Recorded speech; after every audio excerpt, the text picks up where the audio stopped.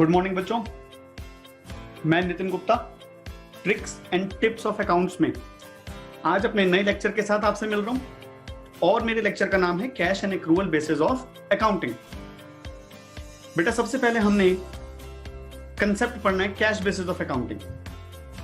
Cash basis of accounting का मतलब है एक ऐसी अकाउंटिंग जिसके अंदर हम पैसा आना और पैसा जाना सिर्फ कैश बेसिस पे डील करेंगे। इसका मतलब cash receipts and cash payments.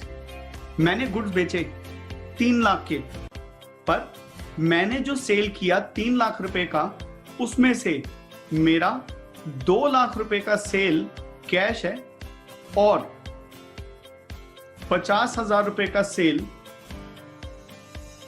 Credit है। रिमेनिंग 50,000 का मुझे 3 डेज का चेक मिला हुआ है। तो कैश बेसिस ऑफ अकाउंटिंग ये कहता है कि हम सिर्फ रिसीट में 2 लाख रुपए को लेंगे, 50,000 जो 2 अमाउंट्स गिवन है उसको नहीं लेंगे। क्यों? पहला 50,000 तो है ही क्रेडिट और दूसरा 50,000 भी 3 दिन आगे का चेक है।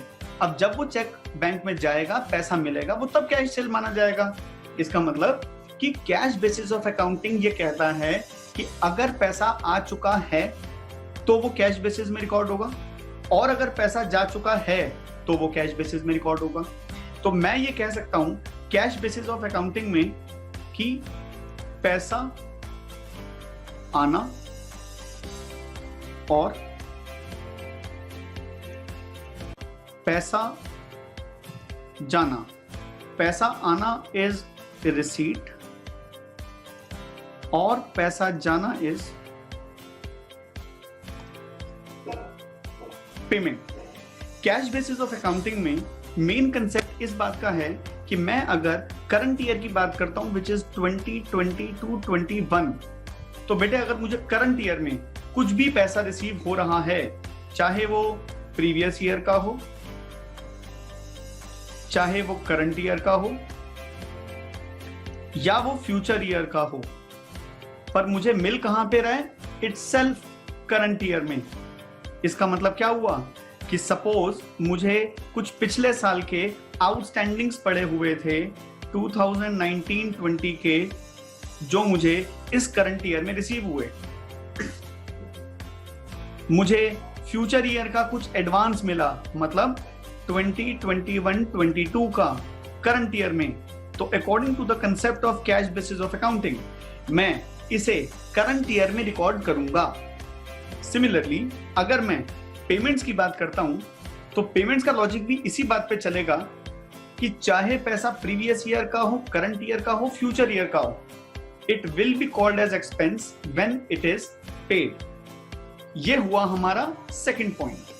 अब हम आपसे बात करेंगे पॉइंट नंबर 3 की। पॉइंट नंबर 3 ये कहता है कि ट्रांजैक्शंस चाहे बिजनेस से रिलेटेड हो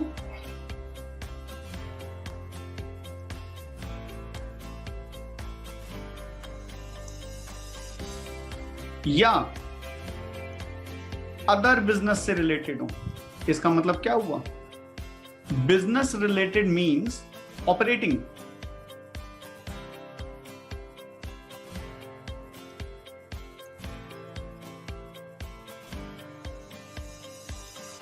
और other business means non operating. That is to say मेरा करंट बिजनेस है रेडीमेड गारमेंट्स का और मैं रेडीमेड गारमेंट्स बेच के पैसा कमाता हूं। तो अगर मेरे पास रेडीमेड गारमेंट्स बेच के कैश रेवेन्यूज आ रहे हैं तो that is business related entry. पर अगर मैं अपने रेडीमेड गारमेंट्स के अलावा कुछ अपने पैसे मैंने लोन्स के तौर पे दे रखे हैं या मैंने कोई प्रॉपर्टी कंस्ट्रक्ट कराई थी और उसे रेंट पे गिवन कर रखा है, तो मैं वहां से भी पैसे कमा रहा हूं।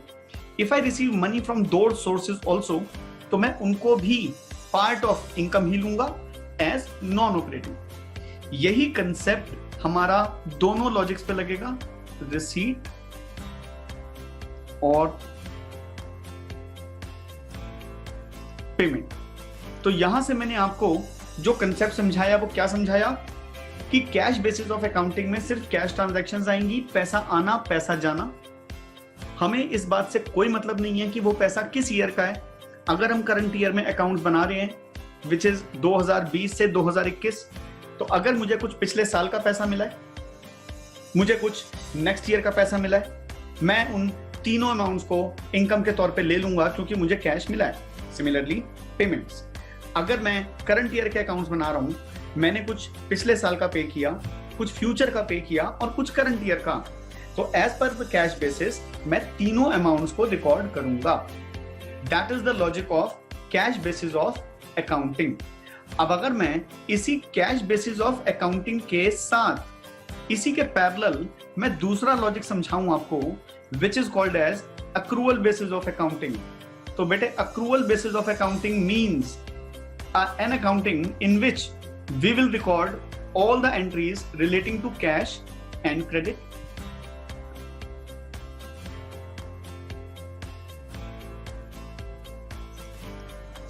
It records cash plus credit.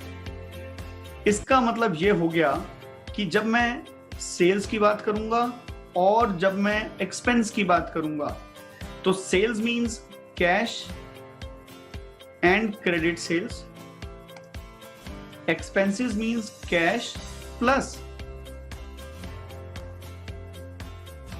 Outstanding payments. Second point, I will only deal with current year. इसका मतलब अगर मैं 2020 और 2021 के अकाउंट्स बना रहा हूं, तो मैं इस कंसर्न करंट ईयर में सिर्फ करंट ईयर के डिटेल्स लूंगा। मैं इस डिटेल के अंदर कोई भी ऐसी वर्किंग नहीं लूंगा जो कि मेरे प्रीवियस ईयर का है या मेरे फ्यूचर ईयर का है। सिमिलरली जब मैं थर्ड पॉइंट को कंसिडर करूंगा, तो third point means I am going to prepare accounts for only business activities. Current business के अकाउंट्स बना रहा हूं तो मैं सिर्फ करंट बिजनेस की ट्रांजैक्शंस लूंगा, मैं कोई और ट्रांजैक्शन कंसिडर नहीं करूंगा, क्योंकि अगर मैंने कोई और ट्रांजैक्शन कंसिडर की तो उस ट्रांजैक्शन में हम अपने प्रॉफिट्स को गलत कैलकुलेट कर देंगे। तो बेसिक लॉजिक क्या आया हमारा? Cash basis which is also called as single entry system, accrual basis which is also called as double entry system। हम जब सिंगल एंट्री सिस्टम की बात करते हैं तो सिंगल एंट्री सिस्टम के अंदर हम अपने अकाउंट्स इस तरीके से बनाएंगे कि वहां हम सिर्फ ये कैलकुलेशन दिखाएंगे कि हम कितना पैसा ला रहे हैं और ले जा रहे हैं। इसका मतलब जो भी पैसा आ रहा है कहीं से भी आए, किसी भी ईयर का ले लो, पैसा जा रहा है कहीं भी जाए, किसी भी ईयर का दे दो। In case of accrual basis हमारा मतलब है सिर्फ करंट ईयर के पैसे आना, करंट बिजनेस के, और वो भी बिजनेस रिलेटेड एक्टिविटीज के पैसे आना। तो हम अपना लास्ट पॉइंट अगर समझाएंगे तो ये समझाएंगे कि accrual basis of accounting is accepted by income tax. ये matching of cost and revenue principle पे होता है और रेवेन्यू रिकॉग्निशन पे होता है। बेटे क्रेडिट सेल का मतलब क्या है? क्रेडिट सेल का मतलब है एज पर रेवेन्यू रिकॉग्निशन माल बिक जाए या पैसा आ जाए, whichever is earlier recorded as sales. तो अगर कैश बेचा, पैसा आ ही गया, पर क्रेडिट सेल में मेरे गुड्स चले गए, पेमेंट बाद में आएगी। Similarly in case of accrual basis मैंने खर्चा कर दिया, बट जो पैसा आउटस्टैंडिंग है उस पैसे को हम अपनी बुक्स में रिकॉर्ड तब करेंगे जब वो उधार के तौर पे मेरे बिजनेस को फायदा दे देगा। Revenue recognition records credit sale